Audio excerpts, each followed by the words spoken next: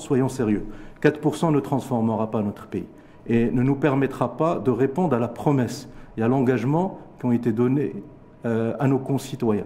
Nous devons faire au minimum 6%. Je note également qu'il y a des incohérences dans les données économiques communiquées dans le programme gouvernemental parce que d'un côté, on ambitionne de réaliser 4% de croissance économique et de l'autre côté, on prétend créer 1 million d'emplois nets, ce qui est 1 million d'emplois nets sur la période quinquennale, soit 200 000 emplois par an, ce qui est une équation insoluble d'un point de vue macroéconomique, puisqu'un point de croissance dans notre pays, sur les 20 dernières années, les statistiques du HCP, de Banque Maghreb ont démontré qu'un point de croissance crée à peu près 25 000, au mieux, s'il y a une forte élasticité de la création de l'emploi par rapport à la croissance économique, au mieux 30 000 emplois nets par an, ce qui ferait à peu près 120 000 emplois, 100 à 120 000 emplois nets créés au taux de croissance de 4% annuellement, soit 500 à 600 000, et non pas 1 million d'emplois. Deuxièmement, c'est Rachid, donc je disais l'incohérence entre les 4% et 1 million d'emplois nets.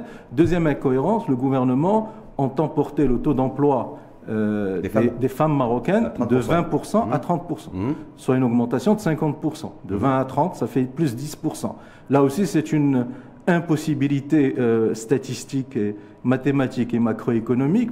Sur 5 ans, on est bien d'accord. Sur 5 ans, puisque nous avons dans notre pays à peu près 18-19 millions de concitoyennes marocaines et les Marocaines âgées de 15 ans et plus, donc celles qui sont en situation d'exercer une activité, c'est à peu près 13,7 millions.